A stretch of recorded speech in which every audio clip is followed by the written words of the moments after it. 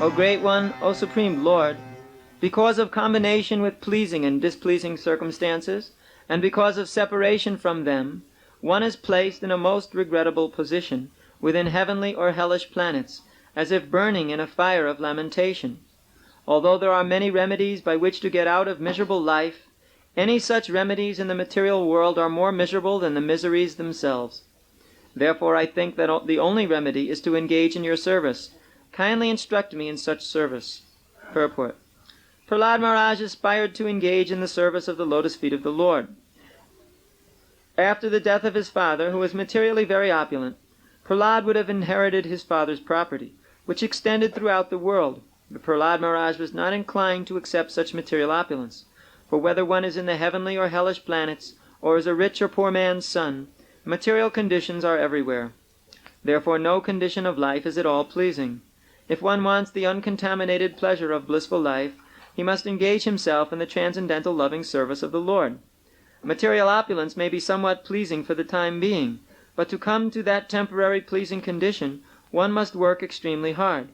When a poor man is rich, he may be better situated, but to come to that position, he had to accept many miseries. The fact is that in material life, whether one is miserable or happy, both conditions are miserable.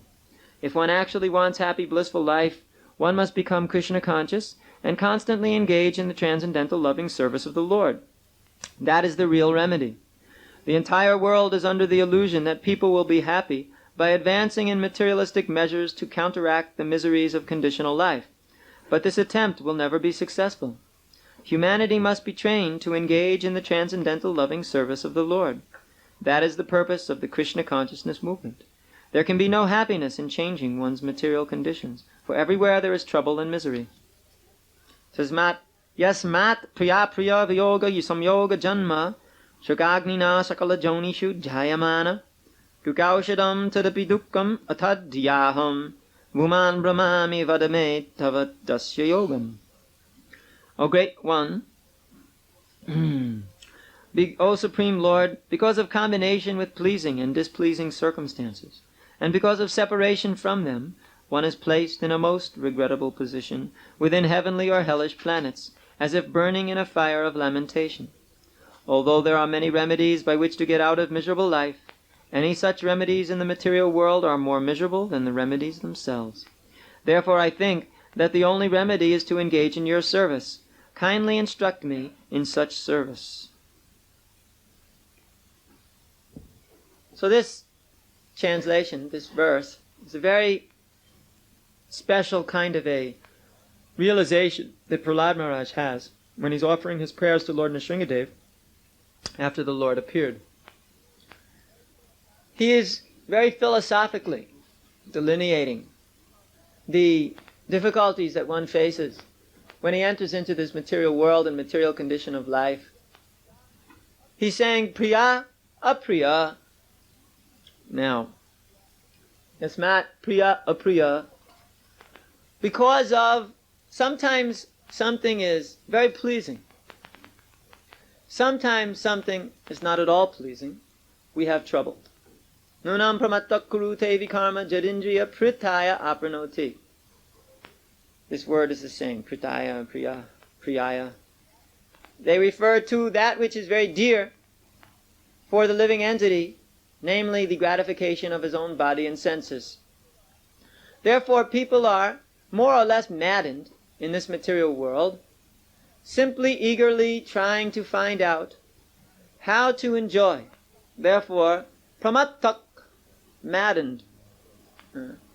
We also have the statement in the Srimad Bhagavatam, Deha pachakalatradishu atmasaineshu satsu api tesham pramattak nidanam pashanapina pasati. One is thinking in this material world in a maddened condition of life, although he is sufficiently experienced to understand the differences of good and bad, better and worse, the fallacies inherent within happiness and distress. Still one is thinking that my body will protect me. Deha, Apacha, all my sons are very powerful, they will protect me. Kalata, my beautiful wife who speaks very nice words to me, she will protect me, Adishu, and everything else that I've got surrounding me. Tokrihokshecha sutta apta bitaya janasya mohoya mahamameti. One surrounds himself with home, family, properties, bank balance, relatives, animals, possessions. But, in fact, none of these things can protect one. Tesam pramattaninanam. Because of being maddened by the illusory condition of material existence, one is thinking that these aspects of existence will protect me. But they're like fallible fighting soldiers. Atmasayini Shiva Satsuapi. When the enemy comes, they just fall right over dead. No fighting even. What is the enemy? It's like one enemy, most serious enemy, Jara, besides for pins in the seat. The enemy, Jara, comes and grabs one, finishes one off very quickly. Old age. And Mrityu comes all of a sudden and says, come with me. Now you shall die. So what will your wife and sons do? What will your bank balance mean? What will the home and the car and all these things mean when death comes and says, now you come with me? And we go, no, not yet. I have not finished paying off the installments at the bank. No, now you come with me. But I haven't yet gone on that vacation I promised my wife I would go. No, now you come with me, death says. It can come at any moment. It does not wait for us. It finds us. It is not that you have to search for troubles like death, old age, disease. They find you. And it's not that if one is very expert, he can avoid these troubles by hiding. They come and find you wherever you are.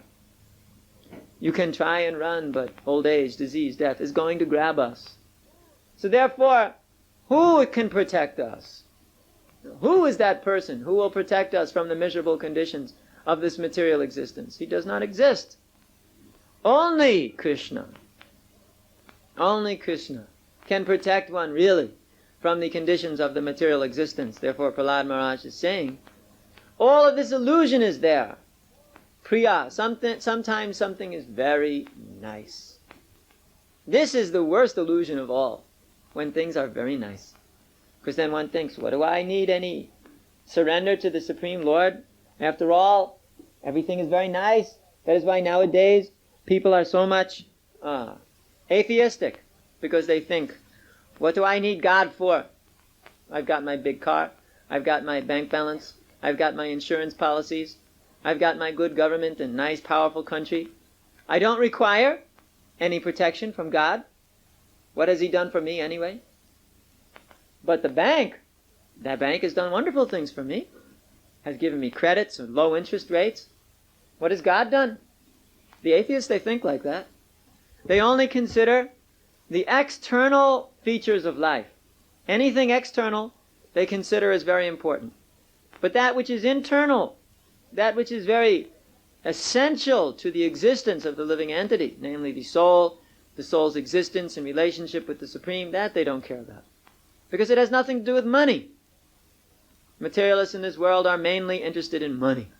Money and how to get it. If they can somehow get money, because it's the honey, they want to beg, borrow, steal, but get money by any means. Prahlad Maharaj also, he speaks about that. About those who will even place themselves in a very dangerous situation just to get money. Actually, Prahlad Maharaj has offered some very wonderful prayers here, which are pacifying the Lord. I cannot find right now that particular one I'm looking for. But in any case, Prahlad Maharaj said that a man is so mad for attaining money that he will even engage himself in activities which will ruin his own life. He may even run into a situation where that activity causes his death. Prahlad Maharaj speaks about, in those days, there were many divers, but they did not have scuba equipment. It is not like they went down with a special breathing apparatus and flippers. They went down in the bare body without any breathing apparatus by just going under. Now, sometimes to get the pearls from the oysters. It's an oyster, right? You get that? Yeah. Pearls from the oysters. They... Yugoslavian translation going mad. Pearls from the oysters, they would have to dive down sometimes very deep, because the others have taken the pearls from the oysters, which are very easy to get. So because of lust for money, one has to dive deeper and deeper and deeper. Yeah? And then he goes to depths which become dangerous, because he may not be able to come back up again. To go down, and then it gets dark down there, and you've got to find these oysters, and then you have to somehow bring them up. But you may run out of air before you get back up. This has happened to not just one or two. This happened to hundreds of divers. And Prahlad Maharaj says they don't mind even such risk for the sake of getting the jewel. Then again, he uses the examples of mercenaries in the army. There are persons who go to the army of countries who are fighting in war in order to make a big salary. And this has been going on since time immemorial. Since time immemorial, men have been selling themselves in battle for the sake of money. And although everybody knows there's a very good chance you don't come back from that battle, they'll do it anyway just for the sake of money. So everybody in this world is more or less maddened by the desire for getting money, for the desire for, just like the words Hiranya, Kashipu. Hiranya refers to gold, Kashipu means soft bed. That means money and enjoying sex life. This is the whole business of the materialistically engrossed persons who are demoniac by nature. They have no other business than that. Therefore, all day long they're searching, where is money, where is money, where is money? And they're totally engrossed in this where is money business. Wherever money is, there they go. If they can make money this way or that way, that's where they go. Wherever the money is, that way they move. It has no consideration of spiritual values of life or anything like this. Wherever one can get money and sex, this is where the modern demoniacally influenced person travels. So, this, Prahlad Maharaj is saying, is one of the big problems. Now here in this particular verse, he brings it to a little bit philosophical platform, generalized platform. He says the problems come because sometimes something's pleasing, and sometimes it's displeasing. It's like, when you've got the money, that's pleasing. When you lose the money, that's displeasing. When you've got the sex, that's pleasing. When you lose it, that's displeasing. This is the viyoga samyoga. Sometimes you're separated from the objects which are very dear to us. Sometimes we're together, combining with the objects which are very dear to us. But this combination of attachment, detachment, separation, and then connection, attainment, and then loss, this is what makes trouble. If you didn't have, you don't suffer the loss. When you don't have anything, then you have nothing to lose. Now that's a very intelligent statement. That is, of course, this is an American slang idiom expression. When you have nothing to lose. And sometimes people say, well, this is just simply because of those persons who have nothing. It's called sour grapes. You know this in logic, sour grapes. If you couldn't get the thing anyway, so you say, who cared about it? This comes from the fable of the wolf who's trying to jump up and grab the grapes from the tree, but they're too high. He can't get them. So then he goes, they're sour anyway, I didn't want them. So the sour grapes philosophy. One says, you can't get anything, therefore you say this philosophical statement. If you have nothing to lose. But actually, if you have something, you're going to lose it. There's no doubt about it. That's what people don't understand. 100% you're going to lose whatever you've got. Somebody may say, no, not me. I won't lose it. I have my army protecting. I have my safes, meters and meters under the ground. I have a special vault with huge things that go into the wall to keep anybody out. If the door closes and I close a wheel and then nobody can come in. There's actually a very interesting story in this connection. For those of you who have been on parikrams at certain years, we used to go up to Balal Digi, which is a place up north around where the old town of Navadvip used to be, when Lord Chaitanya was here. So, at that place, Baladigi, the significance of it was that when they were being attacked, the king of the place had all of his jewels put into one hole, all of the wealth, and then he and his family members went there, and they had one of his trusted men roll a rock over the hole, so that they would be safe when the invaders came, they wouldn't know. But that person was sitting in a tree, and when the invaders came, they said, "What's he doing in a tree?" And they shot him and killed him, and that was the end, and everybody died inside with the jewels. So although it seems that, yes, I will protect myself and my family and my wealth, but it is not that it will necessarily be like that. Due to the influence of the material energy, everyone can be destroyed. Even when you think everything's fine, that's the worst time, isn't it? When everything's just going great, we're thinking, this is the life. Yeah, all that surrender. Anyway, later on when I'm old, I got gray hairs and no teeth anymore, and I'm just struggling to walk, then I'll surrender. Now everything's going just great. And the money's just flowing in, and all the things I want are there. Everything's just wonderful. So, surrender later.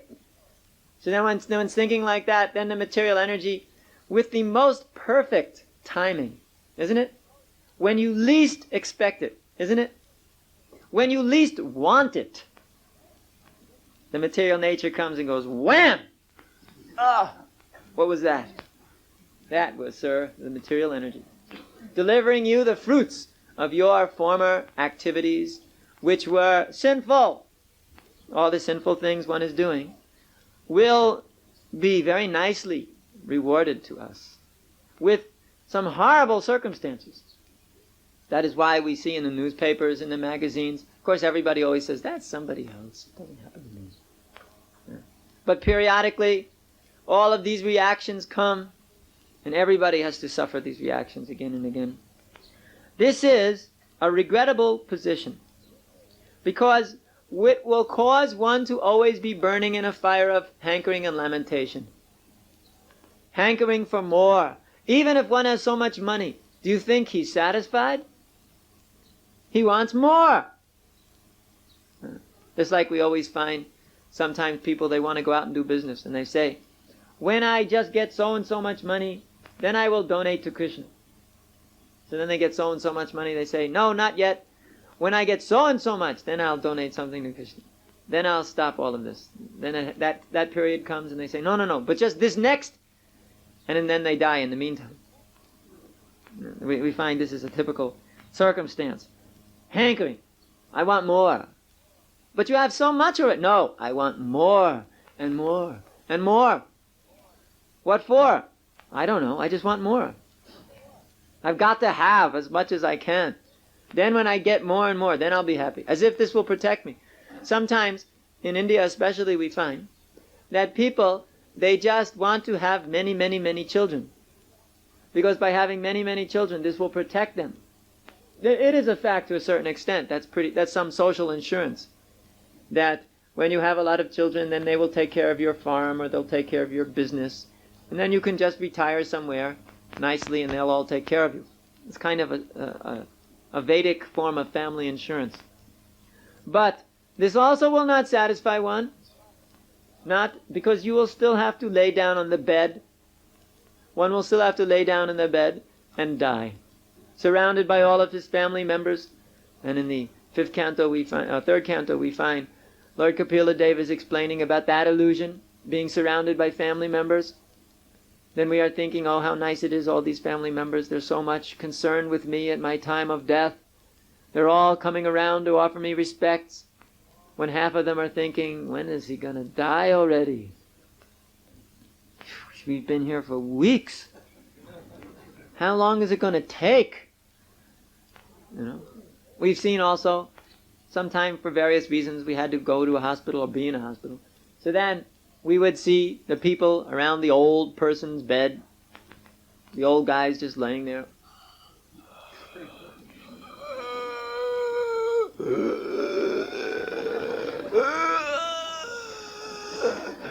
And then the relatives sitting there reading a newspaper. Then every now and then the guy goes, and the relative goes, huh? Okay. Then when the visiting time's up, they fold up the newspaper and walk out. Well, I'll see you now, old granddad. Take care of yourself now. All right, see you tomorrow. Then they walk out. Kapila Devi's describing this. And then the people, they're thinking all the time, when he dies, then I get all the money. So please hurry up. I mean, the car, the payments on the house is a little difficult. Just please. They think like that. But the man is thinking, no, there's so much caring about me. How will they go on living without me? All these years they have been dependent on me. I am the pillar of this family. Without me it cannot go on. How will these poor creatures survive? And they're thinking, when is he going to go already? In this way, the illusion of the material world is very, very strong. One is thinking that he's so important, and in fact, nobody cares about anybody. We only care about others so long as they give us sense gratification. If you are capable of satisfying another's senses, then you are a friend. And when you stop being capable of satisfying another's senses, then you're just another one of these useless people who are all over the place in the material world. And if you are appreciating somebody else, then you are really a friend. And if you dislike somebody else, then you're just another useless person. There's so many bewildering conditions in this world. Everybody's hankering, I want fame, profit, distinction, and lamenting, I had it, but I lost it. Just like we see sometimes as some of us are growing older, heading into the 40s. So at this time, when some young brahmachari runs up and says, starts zooming all over the place, and we say, when we were your age, we used to do better than that. And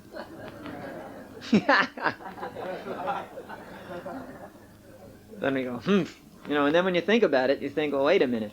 And he's going to be in the same position in a couple of years, and then he's going to be saying that to somebody else, and then we're going to be 20 years down the line, even older, and then we're going to think, you young whippersnappers. And this way, we're going to start lamenting, when I was young, but I'm not young anymore. I'm old, miserable, suffering condition of life. Then lamentation comes in, for the lost youth. Then we see sometimes old people chasing after young girls, trying to recover their lost youth. In this way, thinking that they'll somehow be satisfied. In this way, the whole material world is an illusion. Because day by day, I get one step closer to death. One day living is one day closer to death. But nobody likes to think about it. And when they hear that we talk about these things in the Hare Krishna movement, they say, you Hare Krishnas, all you care about is death. You don't consider anything about life. You've got to live life now. Otherwise it'll be too late. Of course, they don't even realize what they're saying. Live life now. Otherwise, it'll be too late. Otherwise? As if you lived life now very nicely, later on, it won't be too late? Do you think when your death comes, that whether you have done or this or that or anything in the past, it makes any difference whatsoever? All that which has been past, has it any value now? Every one of us has enjoyed something in this world in the past. So think about something you enjoyed in the past, not too long, just for a millisecond. And just consider how important that is right now. How important is it that we have enjoyed something in the past? Hasn't the slightest value. Nothing whatsoever. It was practically even enjoyed by another person. It wasn't even the same person, was it? Practically, for all intents and purposes. If it was more than 7 years ago, it was another body even, completely, which enjoyed that. So what is the value of all this gratification? Even if it happened yesterday, what's the value? Has it any value? People, they don't think, well, I ate yesterday, that was good enough. Does the eating yesterday have any value today? Well, today it might. But we don't say like that. No, I ate yesterday, therefore I don't have to eat today. I'm still taking the value from yesterday. And the day after, I ate 2 days ago, that's okay. I was satisfied 2 days ago. Nobody ever thinks like this. They think, now I want to eat again. And a couple of hours later they say, now I want to eat again. Whatever value there was, whatever satisfaction is all lost. So therefore, Prahlad Maharaj says, although there are many remedies by which to get out of miserable life, any such remedies in the material world are more miserable than the miseries themselves. That's like we were talking the other day about making so many arrangements to pacify different persons by paying them this and paying them that in order to do some services which are very valuable for the society. But then we calculated what it would cost if we didn't let them do it and we just paid the penalty for not doing it. It came to the same amount. Came to the same amount. Like if you had to pay for a parking space in a very crowded city, or you had to pay for the parking tickets that you might get. You find out that it might be the same amount. That's an interesting point, isn't it? We're always thinking that, yes, let us arrange things nicely so we won't suffer. But even if you don't arrange them nicely, the same amount of suffering or enjoyment is there. Yeah. One has to suffer so much to maintain the body. Why? So that at one point he doesn't have to suffer. It's very strange. And we all do it all the time. Yeah. We're all working very hard to maintain the body so that at one point we don't have to suffer. But this hard work is also suffering. So we're suffering all the time so we don't have to suffer later on. This is actually a very strange thing. Therefore, some yogis just lay down in the road and they don't do anything. Because they know whatever they do, it's going to be a lot of trouble. And even if they think they're going to act to avoid trouble in the future, but that act itself is trouble. So therefore, why do anything at all? Python yoga, they just lay down in the road. If somebody happens to feed them, they take something to eat. If somebody doesn't feed them, they don't care. If they have a nice place to rest, they take it. If they don't they don't care. After all, in order to get a nice place to rest and something to eat, you have to go slave in some job with some boss who says, you're not working fast enough, hurry up!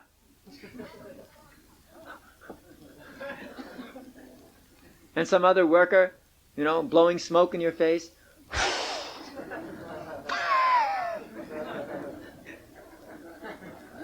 And somebody speaking nastily to you. Somebody making politics against you. Somebody causing you trouble. Somebody stealing your paycheck as you walk out of the factory. And as you're driving home, you smash your car. Or the engine blows up. Better you just lay on the side of the road. Of course, that you cannot do here. It gets a little cold on the side of the road.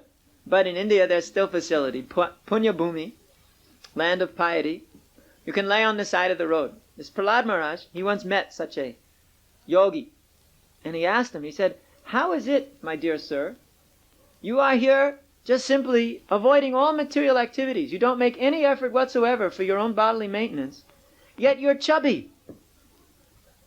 You look perfectly healthy. I want to know how this is possible. Normally one would think if he's just laying on the side of the road, not even lifting up his little finger for bodily maintenance, he would be skinny. But no, because he's saying, I don't make any endeavors one way or the other. Mystic yogis, they purposely go out of their way to the Himalaya, whatever, to not eat. They perform austerities. They don't want anybody to come by and bother them. They get really skinny. But this yogi is saying, I don't make any endeavors one way or another. Whether I eat, I don't eat, it's all my karma anyway. I'm just burning off my karma laying here on the side of the road. And because it's my karma to eat, people come and feed me. Sometimes they feed me wonderful feasts, and sometimes they feed me not very nice preparations. Well, we find that also here in the temple, don't we?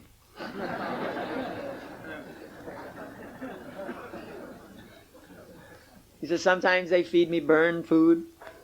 Well, that's nothing unusual. So, all of these various understandings were very interesting to Prahlad Maharaj. He was speaking with him. Because actually all of these features of happiness and distress are automatic. This also Prahlad Maharaj said, Sukham ainjikam daicha deha yogena dehinam sarvacha labhyate daivad vita dukkam ayatnataha. Happiness, which is derived by the contact of the material body and its senses, comes automatically in due course of time. Similarly, distress also comes automatically in due course of time by superior arrangement. It's like sometime you may have noticed, all of a sudden, you're happy. Have you noticed? You're just going through the day, and then all of a sudden, you're happy. And that happiness lasts for some time, then all of a sudden, you're not happy anymore. And that lasts for some time. Then you get bored. Yeah. Then all of a sudden, oh, how nice. Then we're happy again. Sometimes in India, I can't remember the circumstances for this, but one day we were just watching some people interacting. There was a group of us watching. It was a very philosophical experience. We were deciding exactly the point at which happiness and distress was coming and going, because we wanted to actually understand the nature of this happiness and distress. So we somehow had a panoramic view of some people acting. So we were all studying the protagonists in this drama. So we would say, aha, look, now he's suffering. There, he's not very happy. All right, here comes somebody. Oh, now he's happy. Look, he's going here and there, now he's happy. This would go on for something. Then, oh, now he's sad again. He fell on the mental platform. Look at that. Now he's suffering again. You can do that with anybody. The way the waves of happiness and distress come over one. You can just watch it in yourself if you're astute. You're able to separate yourself from your experiences a little bit and watch. You can easily see, like one wave of happiness will come and wash us away. Yes, this is what life is all about. Then the next wave of distress comes. When you're standing there thinking how nice that wave was, boom, it hits you on the side of the head and throws you over. So the next wave of unhappiness comes. This happiness and distress, they come automatically. You don't have to look for them. And in fact, again, it is stated in the Srimad Bhagavatam in the 6th canto, that when one acts to gain happiness, in fact, he usually gets the opposite result. Yeah. That is what Prahlad Maharaj is also saying. One is acting for happiness, but instead he gets the opposite result. Happiness, distress, distress, happiness, happiness, distress, distress, happiness, again and again and again and again and again, coming again and again and again and again and again. And where will it end? The only place it'll end is when we're dead. And then it starts again in a new body. But now the happinesses and distresses we feel in this new body, we're totally bewildered by as we're hanging upside down, just being pulled out of the mother's womb, whacked on the rear end, starting to cry, what am I doing here? What's going on? Who are these people? Why am I hanging upside down? What happened? Everything was taken care of. There was this tube. Everything was going in and out. Now I got to breathe. What was that? All these new strange experiences flooding one, making one so frightened. But then, the greatest illusion of all, we're in the arms of Mother, and Mother's patting us on the back. And then the baby's thinking, yes, this is very good. We're again protected by Mother. Yeah. Maya's doing the same thing, you know perfectly well. Maya's keeping us very nicely on the lap, and then, bam, we get illusioned again, hit by the suffering condition of the material nature. Now here, when a poor man is rich, he may be better situated. But to come to that position, he had to accept many miseries. Therefore, Prahlad Maharaj is saying, don't waste your time trying to attain happinesses in the material world. Go find out when the article will be ready. Because in this world, these happinesses will come by their own accord, distress will come by its own accord. Don't waste time trying to artificially cause these things to come quicker, because they just won't. Even you think, if I have a lot of money, I'll be enjoying. So one goes out, tries to spend a lot of money. That doesn't mean he's going to enjoy. It doesn't mean it. Many materialists, they go out with a lot of money. That doesn't mean they're going to enjoy. They may, in fact, find out the whole thing was a waste. Nothing more than that. So, Krishna consciousness means to not waste time simply trying to make arrangements for so-called happiness within this material world, but to rather act for the benefit of serving Krishna, satisfying Krishna in pure Krishna consciousness. Somehow chanting Hare Krishna, Krishna Krishna, Hare Hare, Hare Rama, Rama Rama, Hare Hare. Chanting Hare Krishna always, taking Krishna prasadam, serving Krishna with love and devotion, engaging in hearing, chanting, and reading of these philosophical points as they are given by Prahlad Maharaj. What?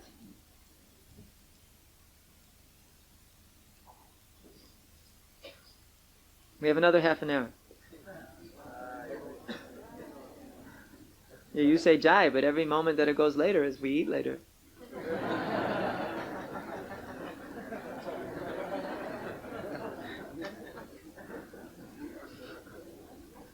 See? We were happy thinking, we have a half, then I mentioned that we're going to eat later. Oy.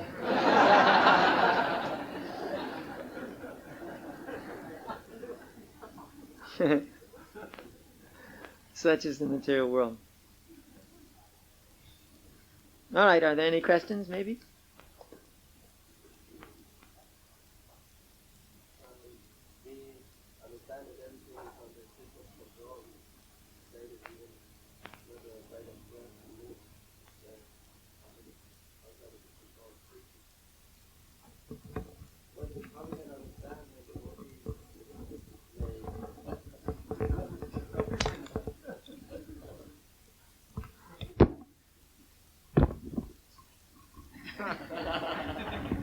I want to know what's better with that.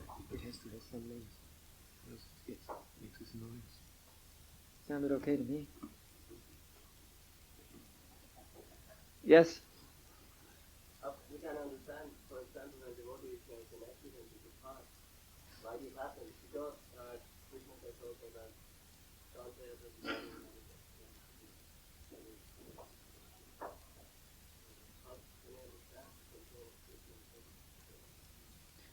Tate nukam patam shushamikshmano bunjane vatmakatam vipakam hidvag vababir vididan namaste jiveti o mukti pade sudaya bak. That's how you can understand.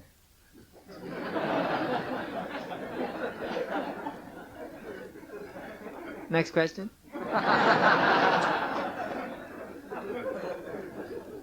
Of course you know that verse, right? So? See? What are you laughing at? Who doesn't know that verse? Shame on you! That's a very famous verse.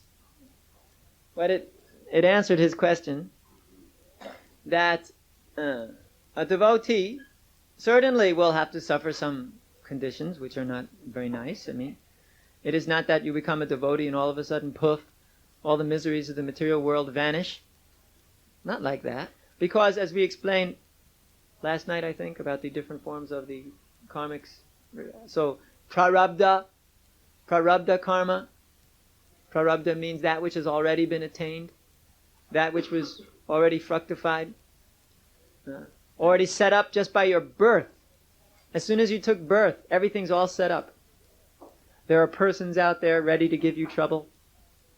Your body has little time bombs in it. Maybe the 30-year time bomb that this tooth is going to fall out. The 40-year time bomb that your liver will get something wrong with it. The 60-year time bomb of the heart attack.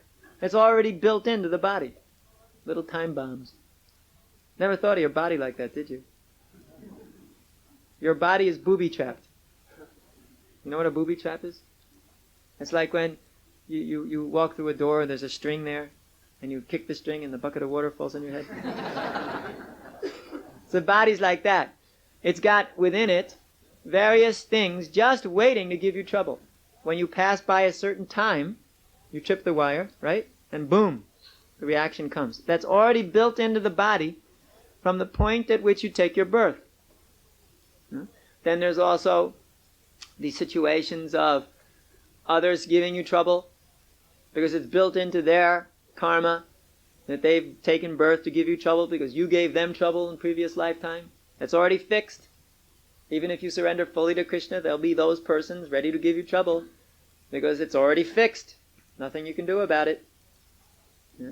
So these things are going on due to previous arrangement. So similarly, all troubles which may come, however they may manifest. So the devotee, he should simply take it as an opportunity to surrender to the lotus feet of Krishna and offer his respectful obeisances again and again, knowing full well that whatever has happened due to the fact of my previous karma. And he doesn't blame Krishna, but he knows it should have been much worse. It should have been much worse. By my karma, just like Prabhupada used to explain, if you cut your finger by your karma, but one should think, I cut my finger, actually I should have cut my neck. The whole neck should have been cut off. But Krishna has been so merciful that it was reduced. Karmani nirdahati kintu cha bhakti bhajan. Reduction has taken place of karmic.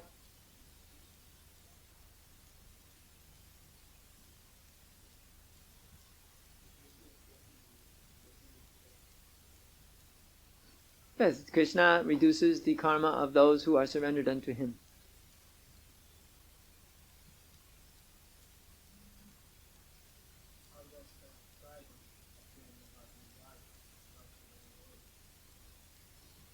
Pride. It's his famed prophet distinction. One becomes very proud of his situation. He's a very distinct person, or he's a very famous person. Or he's got a lot of profit. He thinks, yes, I'm the luckiest person around. It's a just direct manifestation of the major problems of the material world. That I'm the controller, I'm the enjoyer. And what am I going to enjoy? I'm going to enjoy the fact that I'm the greatest. I'm the most powerful. Nobody more powerful than me. Nobody better than me. One's very proud of his position. Oh, maybe somebody's better than me, but he's not around here. I'm the best in this area.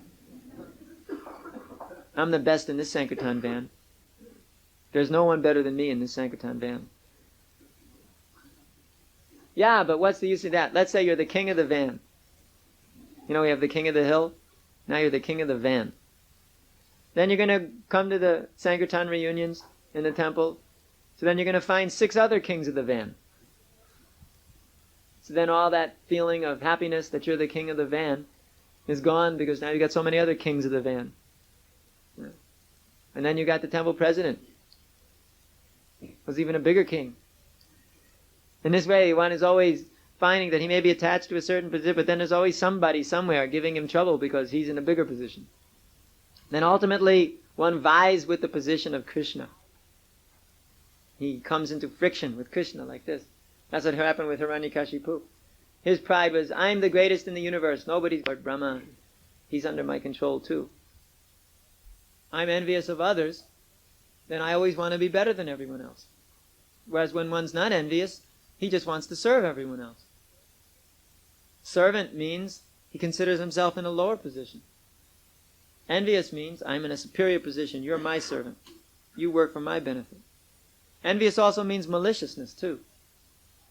In the days when Old English was, when Srila Prabhupada was speaking English, learning English, this word envy also meant malicious. So therefore sometimes when he says envious of other living entities, it also means malicious towards other living entities, causing them trouble. Why? You should be in a happy situation. You should suffer. Here, suffer. That's also enviousness. Yes? But where does the phenomena of identification come to be the cause of all our suffering? The cause of the suffering. Where does the phenomena?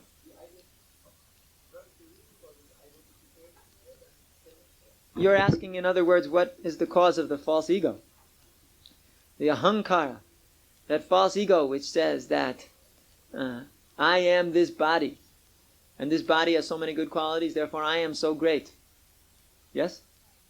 This ahankara principle is actually a material element which is given by Krishna to us in the material world for the sake of our illusion.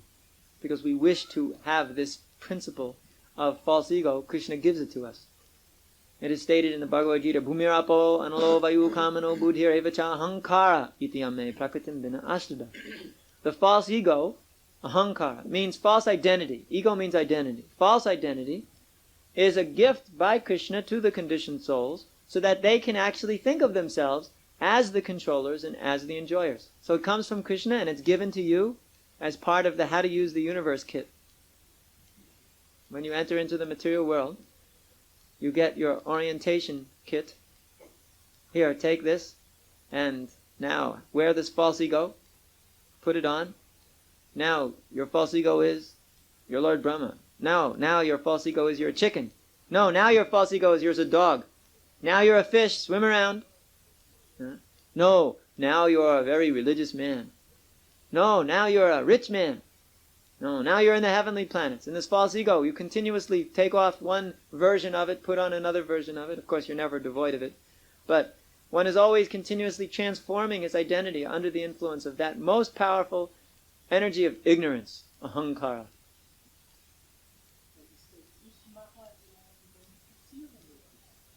Yeah, more or less, by your karma. According to your actions, and according to the development of your consciousness, you create a certain form of consciousness, which at the end manifests as a particular bodily identification, because you get the body that you are meditating on at the time of death. Yam yam vapi smaram bhavam chajanti anti kalevaram. According to your action, you're developing your consciousness, and according to your developed consciousness, you create a certain form of meditation, which at the moment of death brings you to that particular body that you wish to attain. So you create your bodies. Karmana daivana chena jantur deho upapataye. According to your present and past activities, you are creating your future bodies.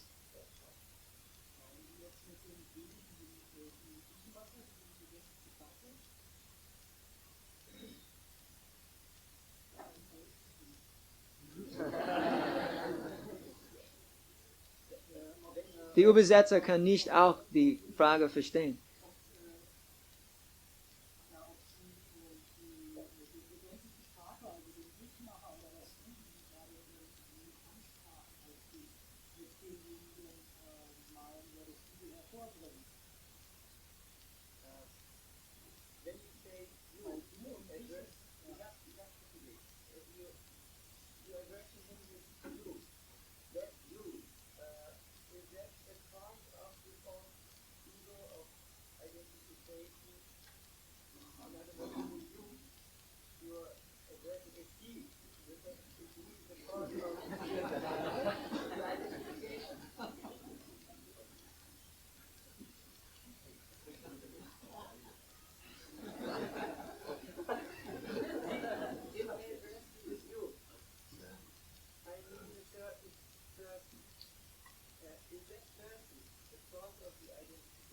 Of everybody.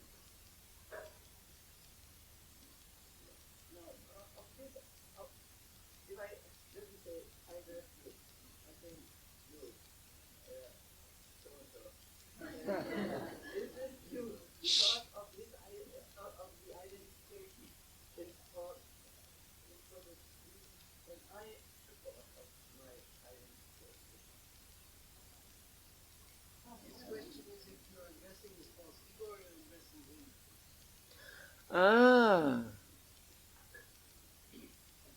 I see. Now that's an interesting question. No. Now that's very complicated to understand actually who is the cause of this continuous change. Now ultimately you meaning the spirit soul. The spirit soul is desiring to be the enjoyer and controller. And so long as the spirit soul is desiring to be the enjoyer and the controller, he is creating newer and newer forms of mental concoction by utilizing the material energy. So the soul has a basic desire. I'm the enjoyer, I'm the controller. And therefore from the soul, from that basic desire, everything else manifests. It starts with the most subtle and goes to the most gross. The most subtle of all things is desire. The most subtle of all things is desire. So that desire of the conditioned soul is, I'm the enjoyer, I'm the controller. And everything else manifests from that. The next thing is the false ego. So Krishna supplies the false ego in that particular form, according to karma. So first it's you with that general desire.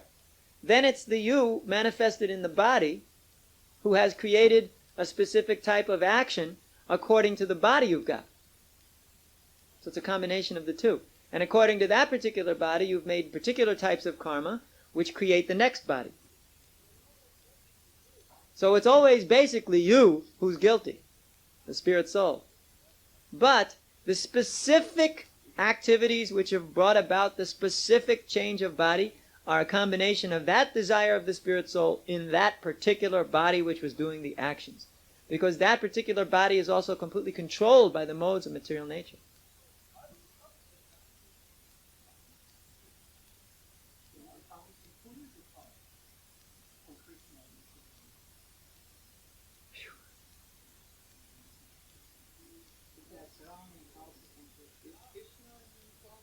Oh!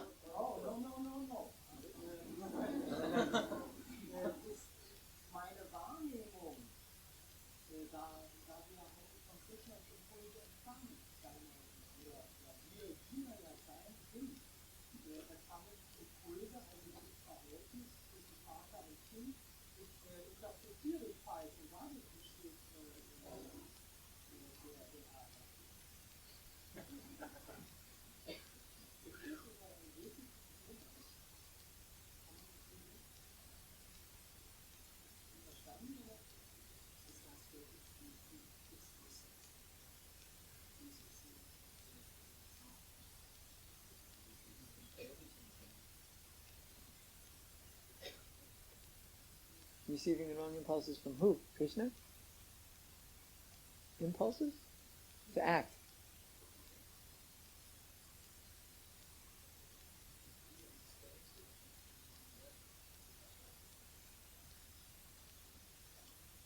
Tough. I don't know. Maybe I'm just dull today. I can't. Very hard to understand these questions. What do you think is the cause of your action?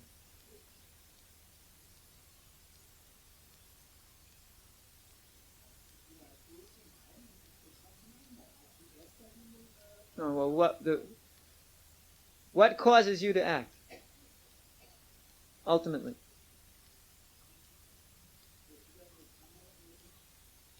What causes you to act, ultimately? Yeah, he has a translation in his ear.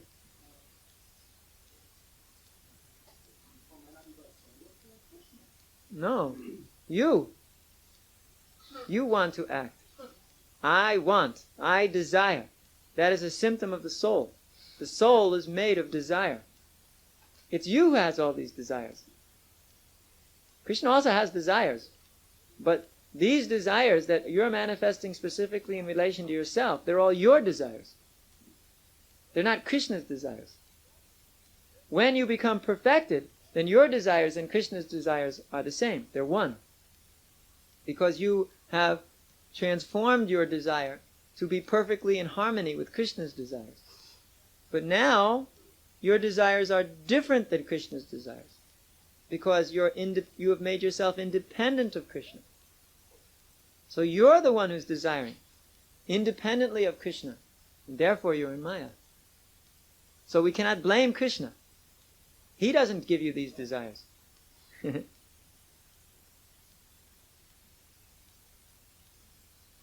Yes? Okay.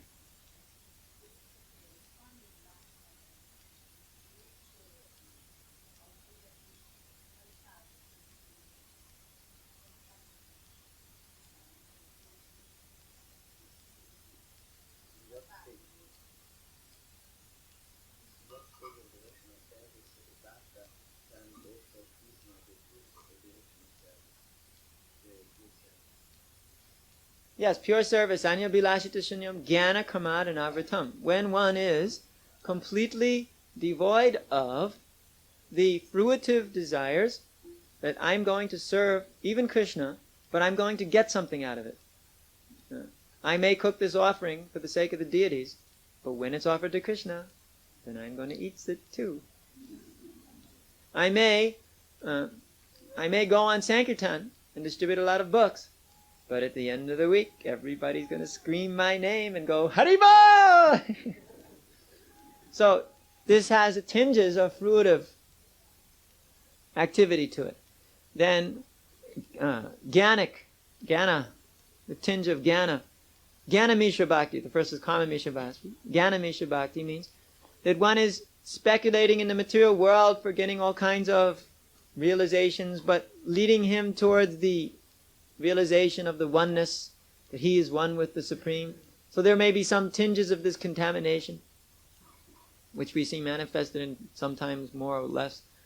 So this is also an impediment to pure devotion. So when there's no more of the fruitive desires or the impersonalistic desires, or, so let's say, that which is mixed with yoga, the desire for mystic perfections, or any other kinds of mixtures with bhakti, when they're all finished, shunyam, finished, then we can begin to talk about the platform of pure bhakti yoga. But it must also be done continuously and favorably.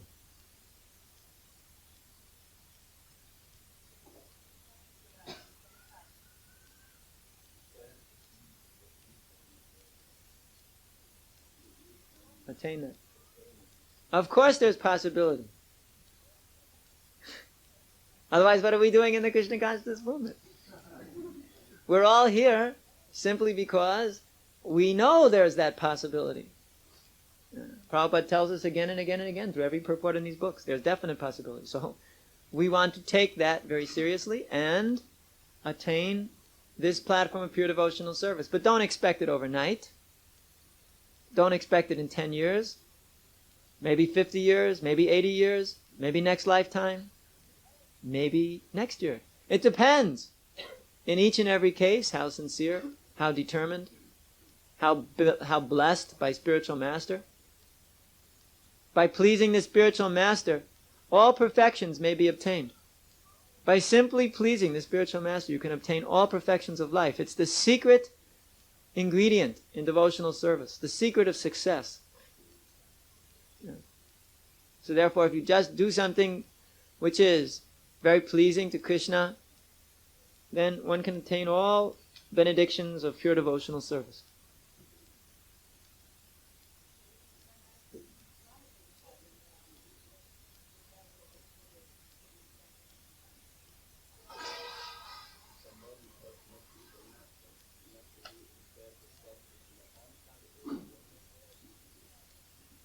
Always we refer ourselves to Srila Prabhupada, since it's his books that we're learning everything from.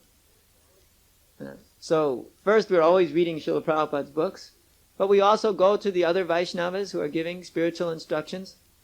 We understand what these spiritual instructions are from their personal realizations too. There's always three things: sadhu, shastra, and guru.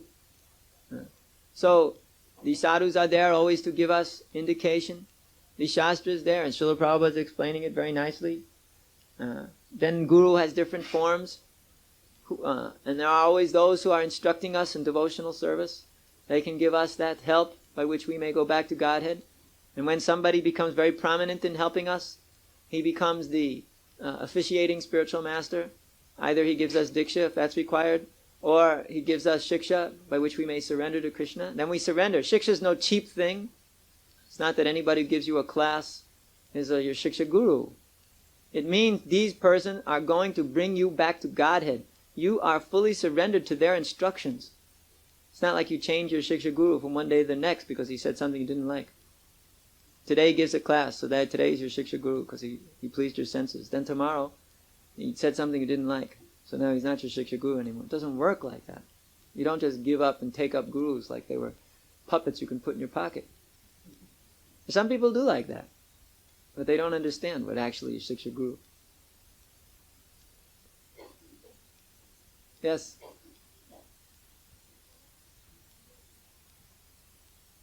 Speak up.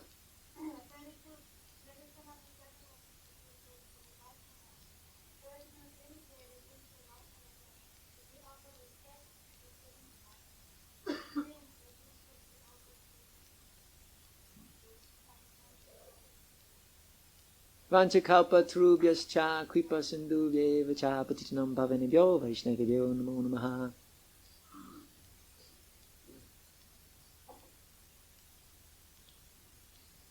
Yes? Why, what's the reason for substituting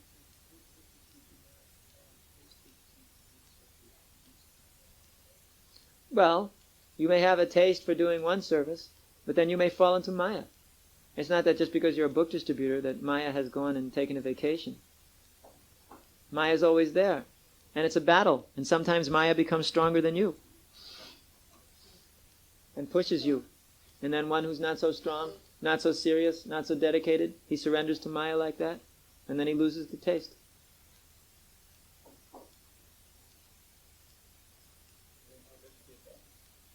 He gets out of Maya.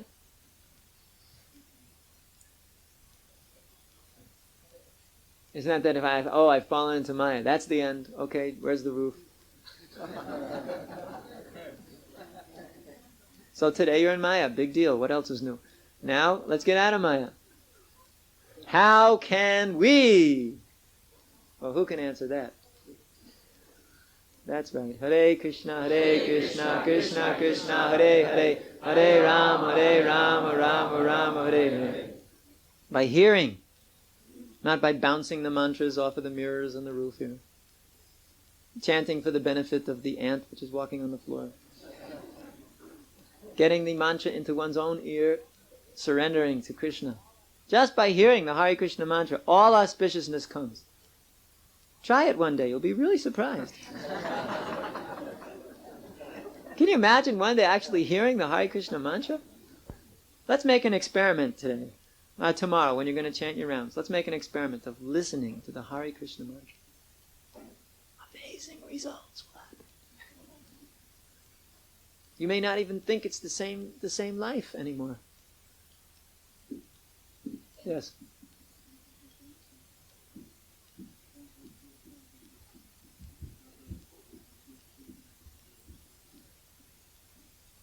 When you are offenselessly chanting, then you come to a very high platform of devotion where you can see other living entities as part and parcel of Krishna, and you want to work for their benefit too, help them to become Krishna conscious. Actually, everything's based on the pure chanting. The better you're chanting, the better your realization.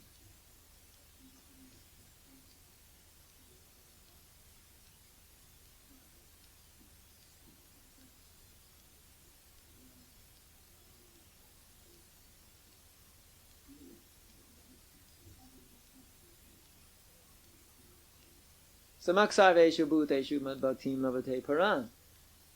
He sees all living entities equally. And then he can engage in pure devotional service. But we're talking about, you said first, chanting offenselessly. So, one comes to this, as one is coming to this offenseless platform. Actually, Prabhupada once described one of the qualifications for being a Madhyamadikari is that one realizes the name of Krishna and himself are not different. One is already lightening the offenses. He's starting to chant more and more offenselessly. Then by such offenseless chanting, he is beginning to understand all living entities in their proper position. And then he can really engage in devotional service purely, with determination. And then his chanting not only benefits him, but it benefits everybody who even has the slightest hint of hearing.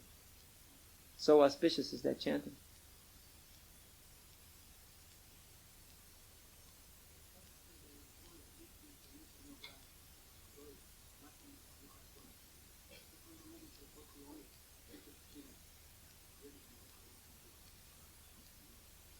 You heard that? Rukura? You heard that? Okay.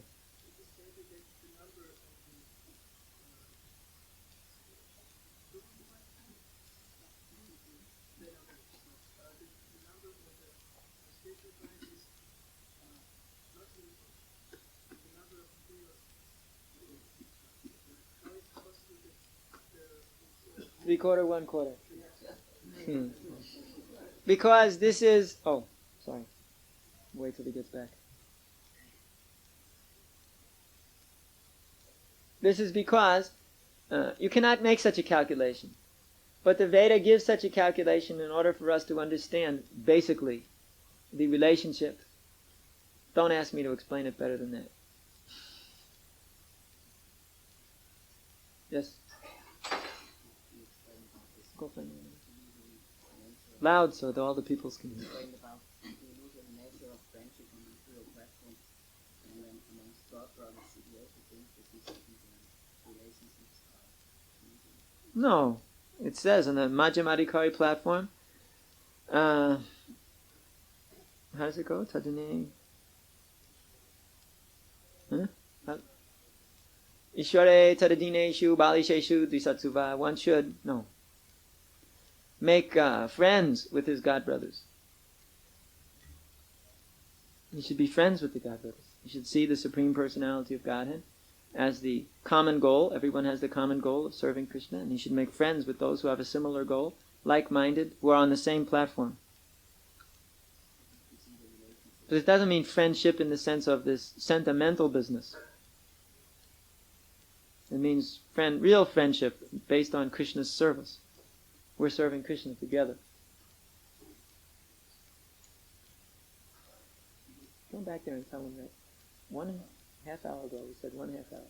Now he says 10 to 15 minutes. It was unacceptable. We should be very much careful of this mundane friendship. We have seen those who were mundane friends before, and they maintain friendship in the movement in the same way, that sometimes they both go out of the movement together. They bloop together. We have seen this again and again and again because of this mundane relationships. Real friendship means friendship and relationship to the spiritual master.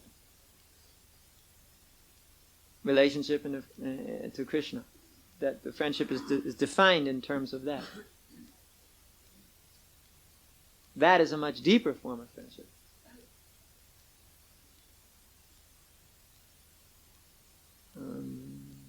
Who's got the best question? Now I guess everybody learned the trick already. Who's got the worst question? I definitely won't ask you then. New trick! Questions? Yes?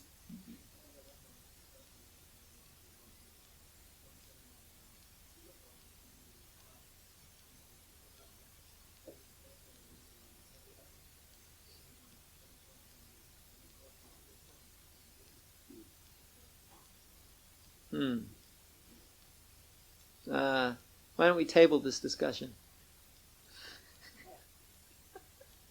Every time in Germany we get into this discussion, everybody becomes bewildered for the next 3 years.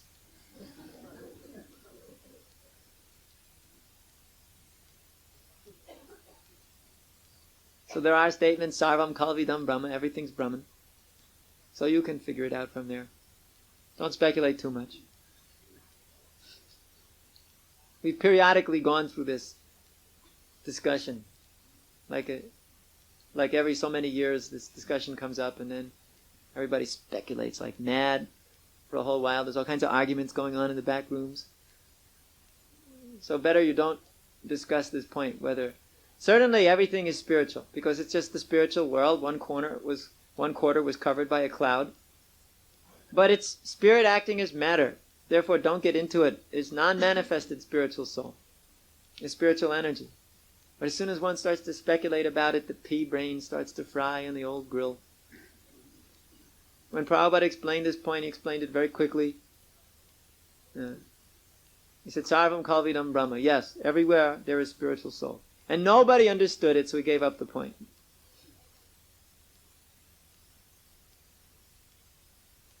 In the back.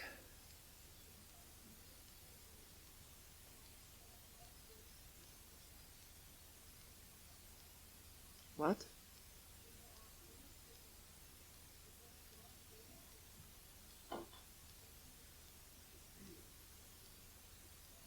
What did she say?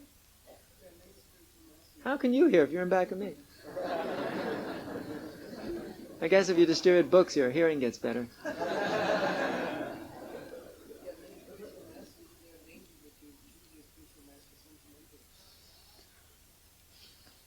Yeah, there's always danger of being sentimental. One should not be sentimental. Then again, one should also not be mental. So long as you have to worry about this choice business, then you're mental. And when Krishna illuminates you from within, this is the person who will help you most in your spiritual life, then that will be very beneficial to you. But if, for instance, one just sees some spiritual master and then he smiles at you nicely, just like, you can walk up to somebody and go, then they think, oh, he's the one. Then, then all day long one has to be thinking about how he should smile to everybody. Maybe he's thinking completely, I've got to accomplish this for Krishna very quickly, and then he runs by somebody, and then the one thinks, well, he didn't smile at me, he's not the one. Or maybe the other one thinks, well, I got nothing to do, so I'll just smile at people all day.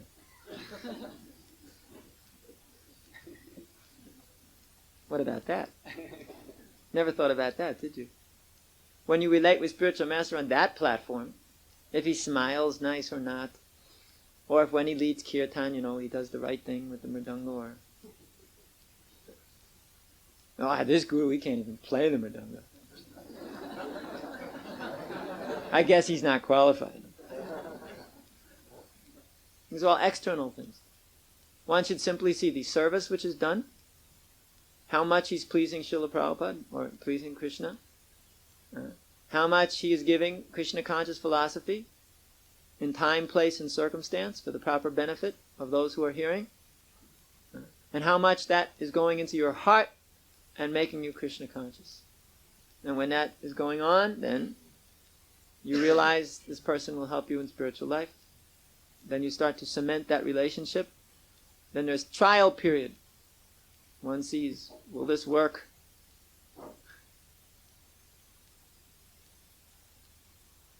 But you said your question's bad, then why do you want to ask it again? So you're taking back the fact that your question's bad. Well, I'm not in the business of smashing people, but anyway, go ahead. Seems like I'm in the business of smashing.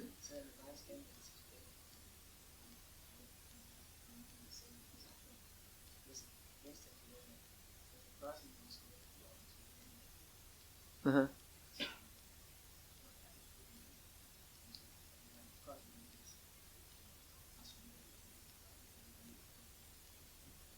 Yes, these sacrifices were done by people in the mode of ignorance. There's always these, in the mode of ignorance, there's these human sacrifices. And they would offer to various demigods human sacrifice.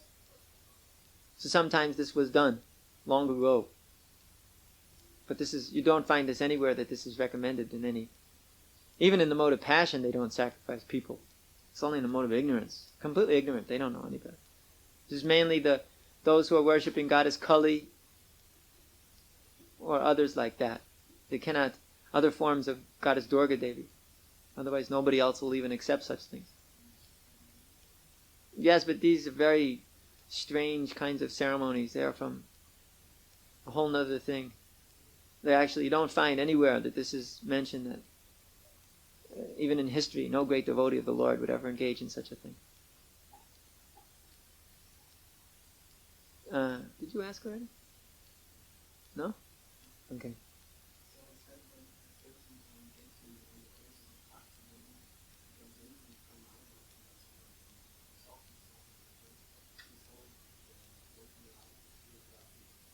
Sarvanash.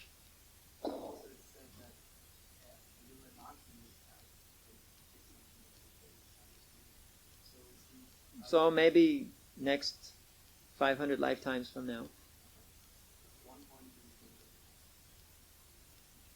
Probably.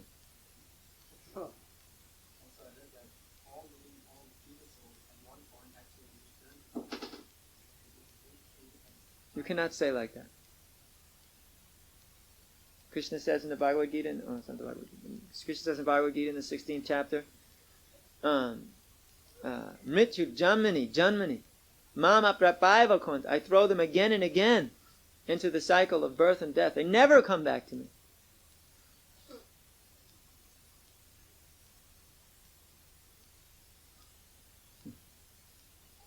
Yes.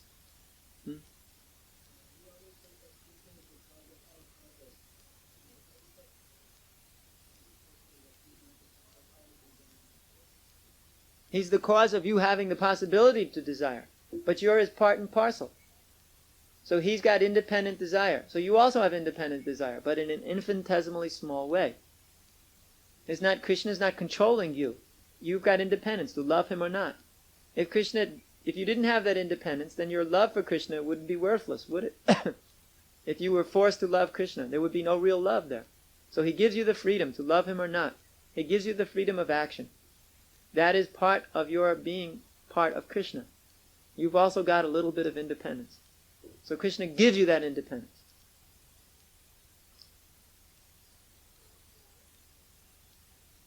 Go again. We tell us 10 minutes. We tell them we're going to break down. We're going to get all the devotees. We're going to break down the doors. Yes.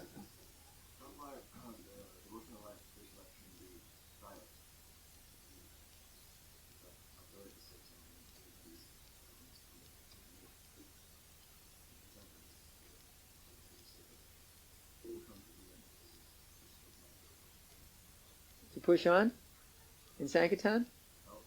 It's nobody's nature. Which nature is pushing on? Which person has the nature to push on in Sankirtan? Have you ever seen any examples of a person who naturally pushes on in Sankirtan? He just wakes up in the morning every single day of his life and says, "Let's go!" Have you ever met such a person? Maybe you meet such a person, he does that for a day or two or a week or 3 or a month, or maybe a couple of years max. And nobody does that even. Have we met any Sankirtan men like? I mean, who every day wake up in the morning and go, "Let's go, this is fantastic, let's go." Mainly everybody wakes up and goes,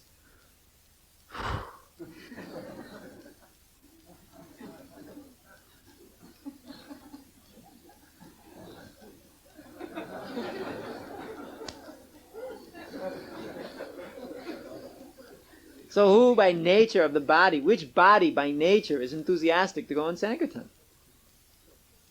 But one has to rejuvenate his mind every morning by the morning programs, chanting of Hare Krishna mantra, hearing of the classes, rejuvenation every day, and then rebuild that determination and go out again. So someone who says it's not my nature to push on Sankirtan, he's just making a big excuse, which is bogus. Because it's nobody's nature. Ah.